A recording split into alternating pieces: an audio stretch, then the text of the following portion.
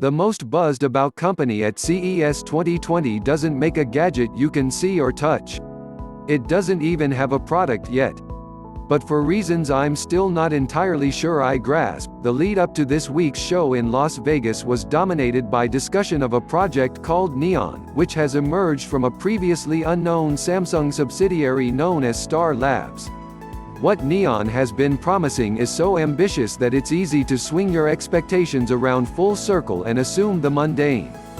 The project's Twitter bio simply reads artificial human, which could mean anything from an AI chatbot to a full-on android. Promotional videos posted in the run-up to CES, however, suggested that Neon would very much be closer to the former. Yesterday, we were finally able to see the technology for ourselves. And they are, indeed, just digital avatars, albeit impressively realistic ones. We weren't able to interact with Neon ourselves, and the demonstration we did see was extremely rough. But the concept and the technology is ambitious enough that we're still pretty intrigued. To get a clear idea of the tech's limitations, check out this interaction between a CNET journalist and a Neon avatar. After a low-key event on the CES show floor, we caught up with Neon CEO Pranav Mistry to chat about the project. Even at a youthful-looking 38, Mistry is a tech industry veteran who's worked on products like Xbox hardware at Microsoft and the original Galaxy Gear at Samsung. It was completely my baby, from design to technology, he recalls of the early smartwatch. As VP of Research at Samsung, he later moved on to projects like Gear VR, but with Neon he's now spearheading an initiative without direct oversight from the parent company. Right now you can say that Star Labs is owned by Samsung, Mistry tells me. But that won't necessarily always be the case. There's no technology relation or product relation between what Star Labs does and Samsung.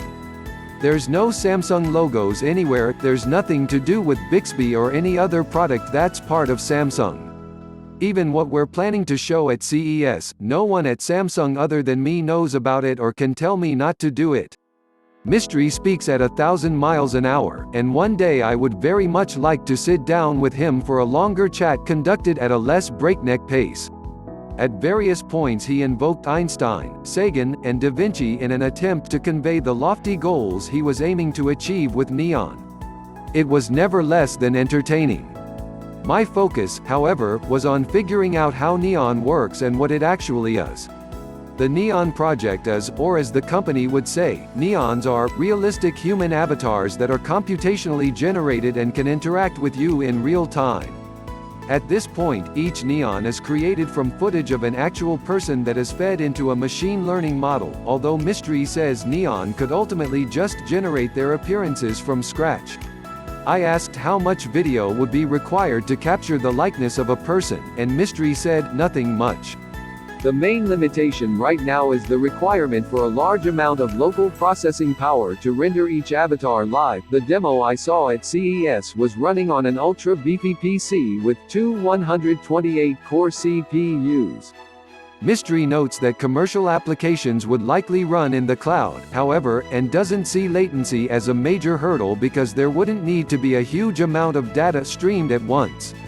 The CES demo featured a Neon employee interacting with a virtual avatar of a woman with close-cropped hair and dressed in all black.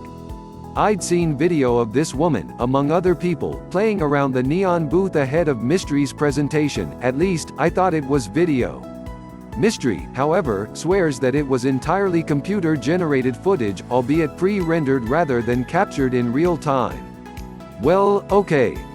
That's not necessarily impressive, we've all seen what deepfakes can do with much less effort.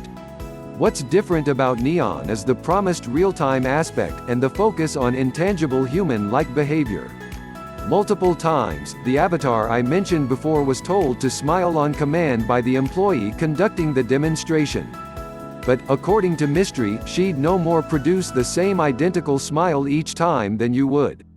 Each expression, action, or phrase is calculated on the fly, based on the AI model that's been built up for each Neon. This is all by design, and Mistry even says Neon is willing to focus on humanity at the expense of functionality.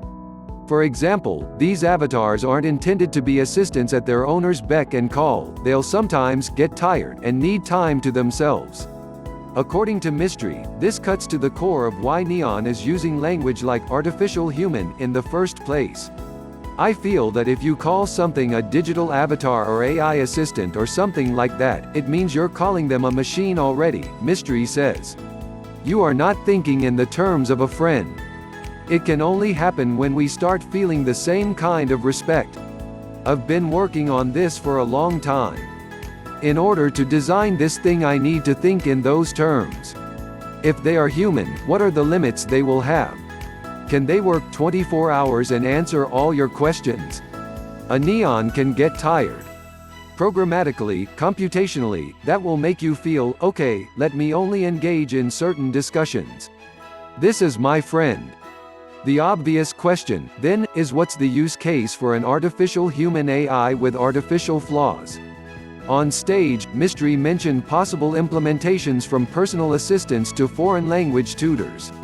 Then again, he literally said, there is no business model, a few minutes later, so I had to follow up on that point. There are a lot of people in the world that people remember. Mystery says, I was an architect and a designer before, and there are a few people that are remembered like that, like Einstein, or Picasso, or some musicians in India, and we know their names not because they were rich but because of what they contributed to the world. And that is what I want to end up being, because I have everything else. Do I have enough money to live with? Yeah, more than enough. What I want to give back to the world is something that's remembered after I go.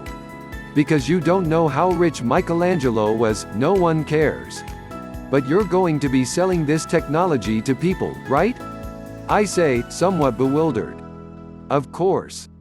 What I'm pointing out is that we believe neons will bring more human aspects, and maybe we will license that technology, or not technology as a license but neons themselves as a license. Just to make a point, of course we are not saying we're a philanthropic company.